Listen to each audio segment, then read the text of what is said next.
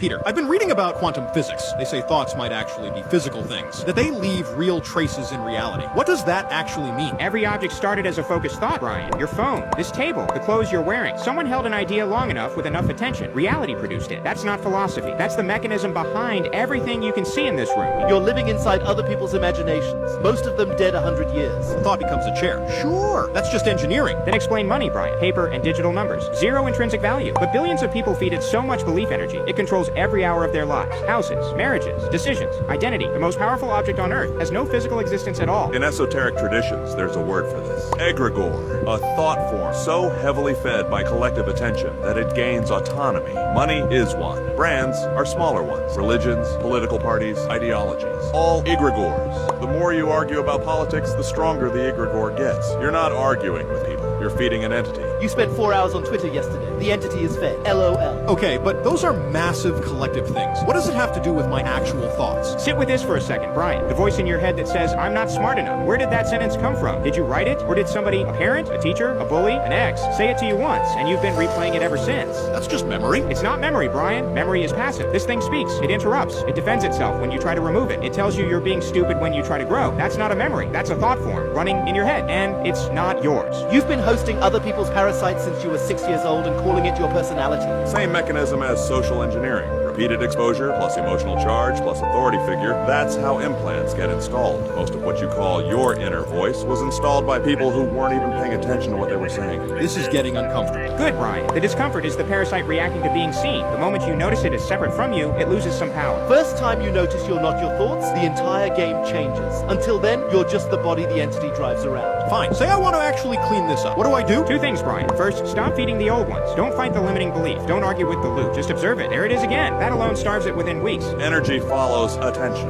What you fight, you feed. What you observe without engaging atrophies. Second, build new thought forms deliberately. Hold an image of the version of you that already has what you want. Feel what that version feels. Repeat daily. You're building an energetic attractor. Reality starts organizing around it. The version of you that already won. Most people never meet him. Some people learn how to. I'll admit, I've tried to shift my emotional state before. It never lasted more than a few days. Because you were relying on willpower, Brian. Willpower runs out. But there's an app built exactly for this. It's called My Future Self. It builds a profile of the version of you that already succeeded, then helps you become that person.